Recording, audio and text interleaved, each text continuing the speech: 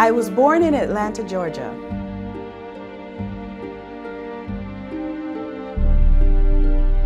I am a child of the U.S. South and a beneficiary of the civil rights movement, including the struggles of Malcolm X and Dr. Martin Luther King Jr. and countless others.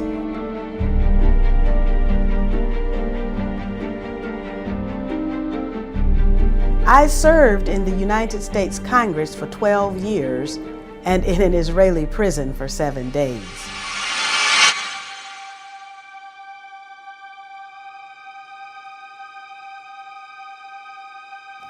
I ran for President of the United States on the Green Party ticket in 2008.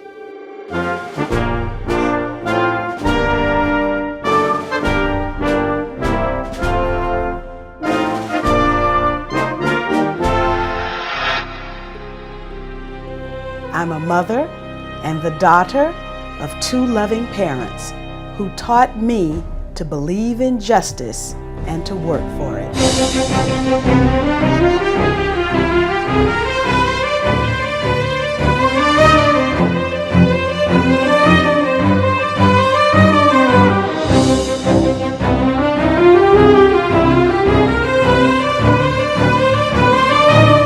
My name is Cynthia McKinney.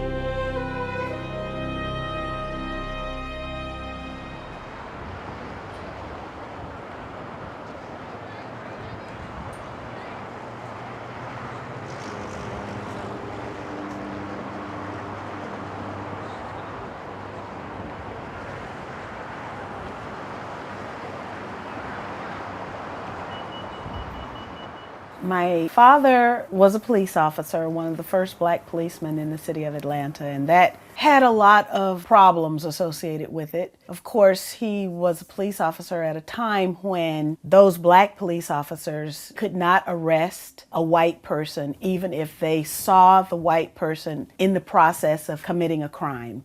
And so my father would protest by himself because none of the other black police officers had the courage to protest their conditions. Many of those protests, my father would have me on his shoulders.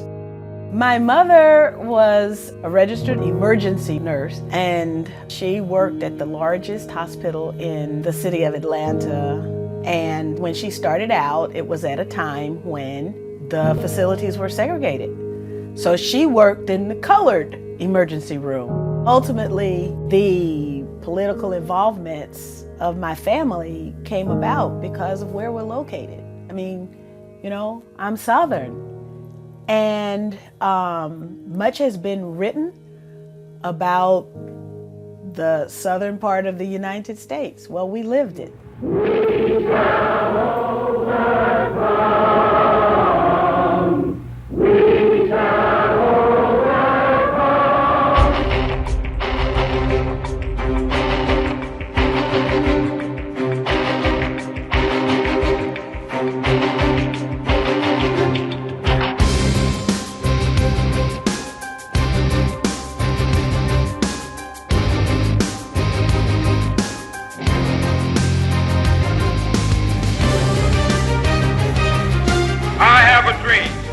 one day, this nation will rise up, live out the true meaning of its creed. In 1988, I ran for the Georgia General Assembly, and I was successful, so I was sworn in. My father was already in the Georgia General Assembly, and we became the first father-daughter legislative team in the history of the United States. When I won the election that sent me to the Georgia General Assembly, my father told me, Cynthia, now politics is a man's world. You're about to enter a man's world. And then he said, but remember this, they put their pants on just like you do. And so basically, he gave me the authority and the courage to be fearless. It is up us to change Washington, D.C. We have the power to sweep the Congress clean. Something is gravely wrong in our country when our energy policy is war, our jobs policy is war, our economic development policy is war. We don't need to send not one more dime and not one more bomb to Israel. There are serious financial management problems at the Pentagon. How much have the taxpayers paid for them? I do expect the written response to my previous question, hopefully by the end of the week. It is unacceptable that we have people sleeping on our streets. I'm not Arab, I'm not Muslim, so why do I care so much about justice in Palestine? My answer is this. I struggle every day for the human rights and dignity of blacks, Latinos, Native Americans, Muslims, Arabs, the poor, and others discriminated against in the United States. After that, then I decided to run for Congress. And in 1992, which was dubbed the Year of the Woman, I decided to run and I won. So I was in Congress from 1993 to 2003. Well, the significant thing that happened is that in 2001, I decided to challenge the Bush administration story on September 11th. That made me a target, and the Democrats and the Republicans, nobody wanted to answer the questions that I was asking, and so therefore I lost.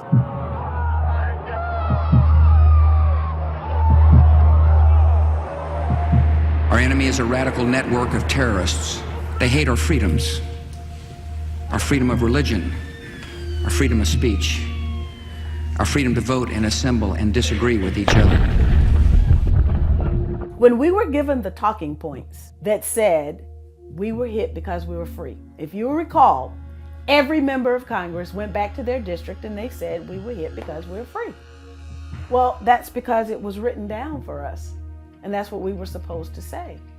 But I wasn't going to go back to my district and tell my constituents, first of all, that they were free, because they ain't free. Anybody who knows anything about life in the United States knows we are not free.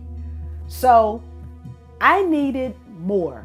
And so I just did one thing. I just demanded an investigation.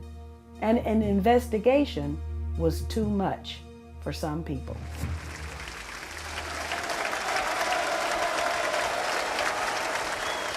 I introduced articles of impeachment against George Bush, Dick Cheney, and Condoleezza Rice. I decided to run for Congress again, so I sat out for 2 years. 2004, I'm back on the ballot, and guess what? I won. So I served again from 2005 to 2007.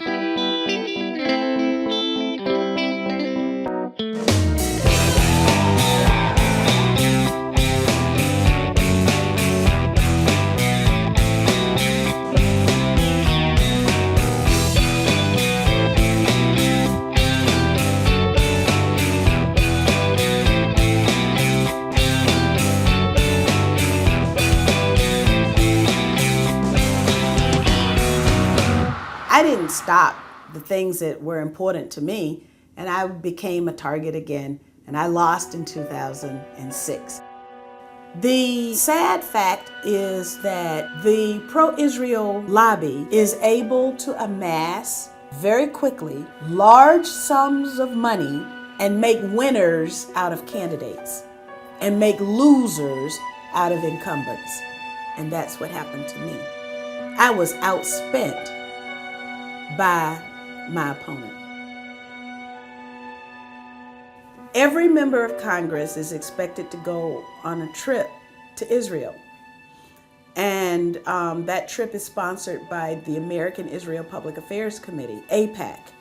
There was a lot of pressure on me to go to Israel, but because I understood what that would entail, after all, it was AIPAC that had sent me the facts when I was a candidate for Congress.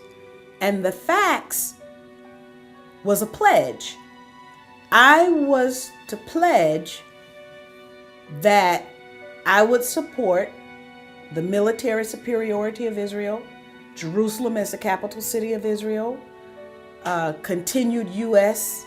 assistance, economic and military, to Israel at the levels requested by Israel. I said I wasn't going to sign the pledge. Well, when I didn't sign the pledge, I did not realize that my request to learn the facts and then make a judgment that was in the best interest of my constituents was unacceptable political behavior. When I went back to Congress in 2005 after the 2004 election, one Jewish member of Congress, Wexler from Florida, stood up in a meeting that was to decide whether or not I was going to be recommended for the House International Relations Committee and said, 50% of my district is Jewish, and my constituents would be very disappointed if Cynthia McKinney were allowed to get back on the House International Relations Committee. Not only have I received support from those organizations that are a part of the Unity Coalition, but I have also received support from individual Jews all over the country who donated to my campaign. Despite the propaganda, they understood that I was for peace and I was for justice. Of course, the leadership of the Democratic Party in the House of Representatives, that was Nancy Pelosi, decided that I would not serve on the House International Relations Committee and I would not get my seniority. Suppose I had signed the pledge. Suppose I had remained quiet. Suppose I had experienced Janine as a member of Congress and done nothing. I'd probably still be in Congress. But I couldn't do that.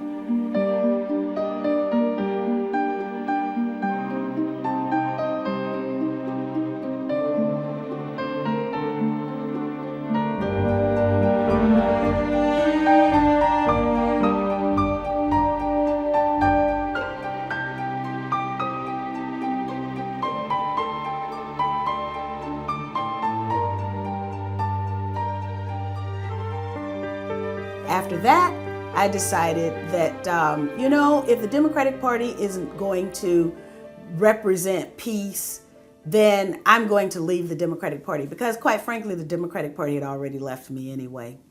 So I decided to join the Green Party, and the Green Party asked me to run for President of the United States. Today, I am announcing my campaign as a Green Party candidate for President of the United States. It is time for a new beginning. Our president ended up spending $700 million and he won. And unfortunately, politics is about money. And the Green Party, well, we didn't have very much money, but we had a lot of commitment to making our country a better place, not just for the people who live inside the United States, but also so that our country would be a partner for the advancement of mankind.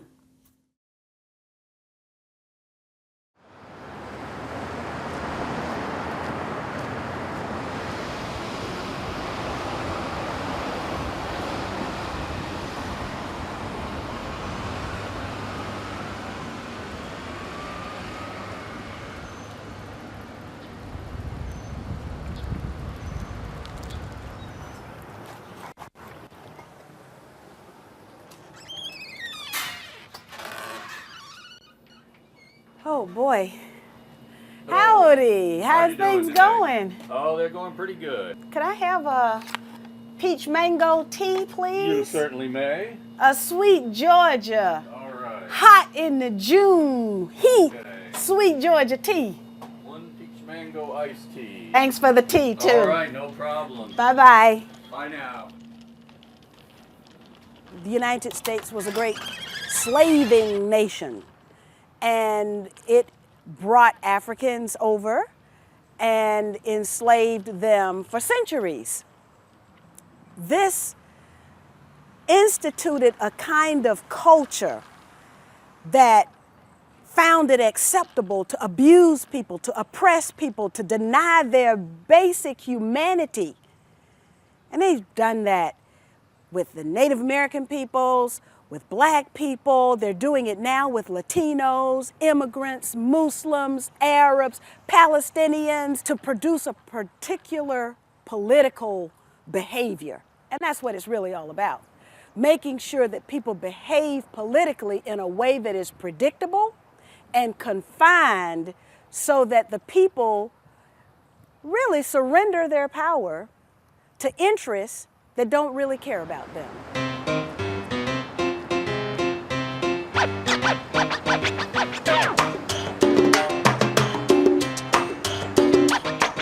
People go to the polls and they exercise their right to vote. But you know what Dr. King said was that we have to have something for which to vote. We have representatives, but do the people really have representation? That's the question. And that's why we participate in the political process, so that our values can be presented in the political arena in a way that they are considered along with the values of other people. And in the end, we come out with a policy where we can see a little bit of us in it. But the system has been so corrupted now by the presence of special interest money that the money has taken precedence and priority over the people's values.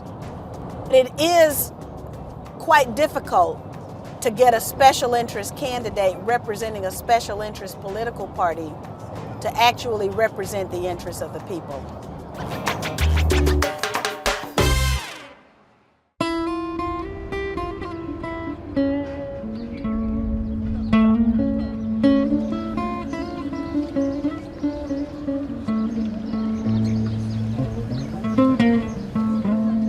Those women who are there voting yes or no must be able to vote their consciences.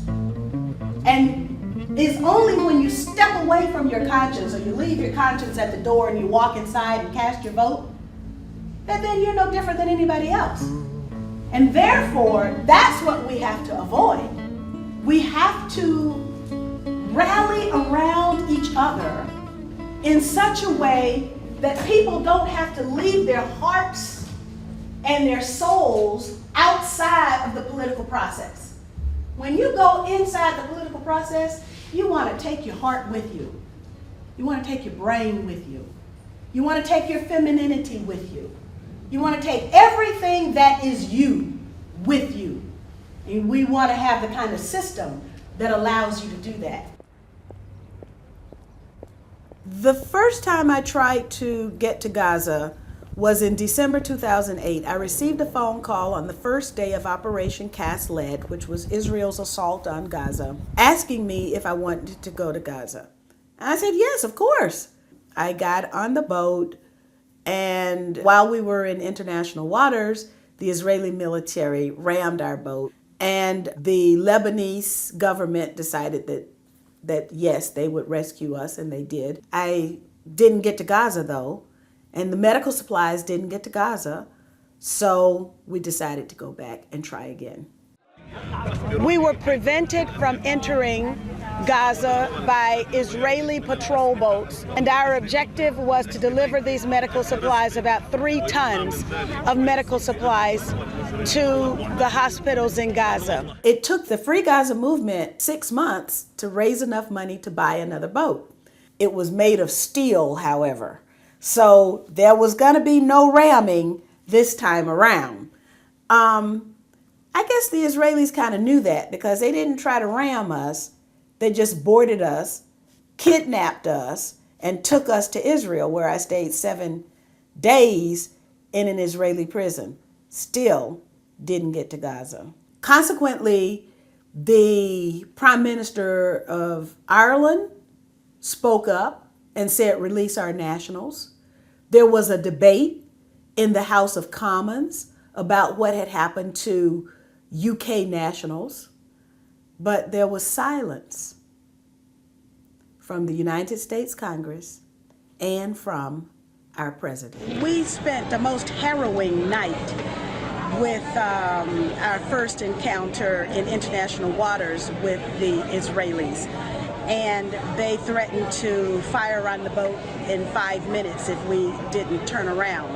It was the interventions of other governments and the bad public opinion that eventually saw my release.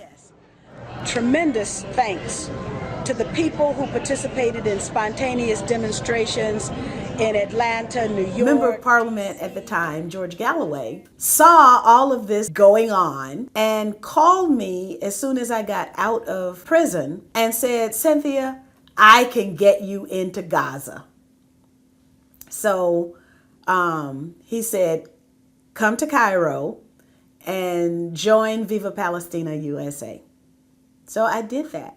So I send a letter signed by the Americans in the delegation, Viva Palestina USA, to the State Department, telling them to tell the Egyptians to let us into Gaza. And it's signed Cynthia McKinney.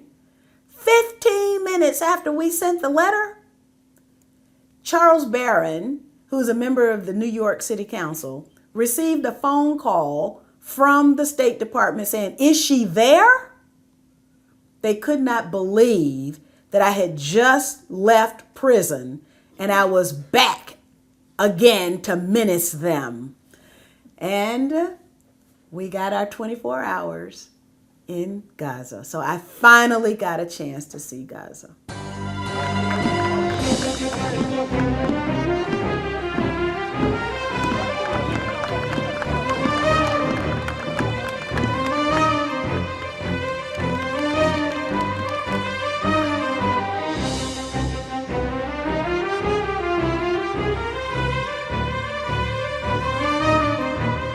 I saw, despite the depleted uranium, the helicopter gunships, the F-16s, the nuclear triad, everything that Israel threw at the people of Palestine, there was love and there was life in Gaza. The spirit of humanity, indomitable.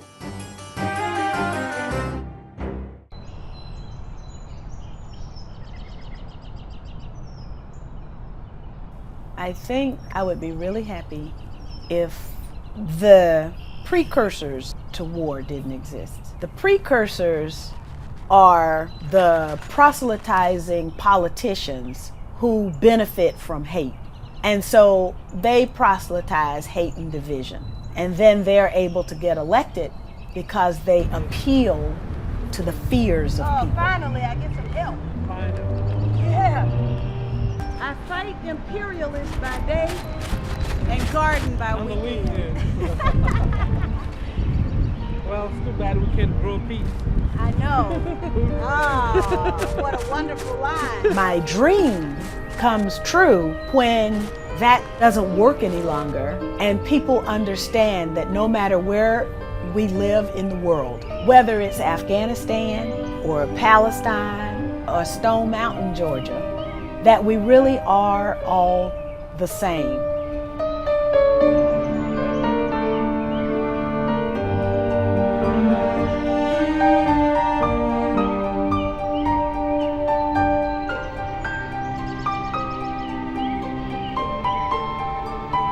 If we respect this planet, there is abundance enough for all of us. We don't have to fight each other if we get to know each other and are willing to share.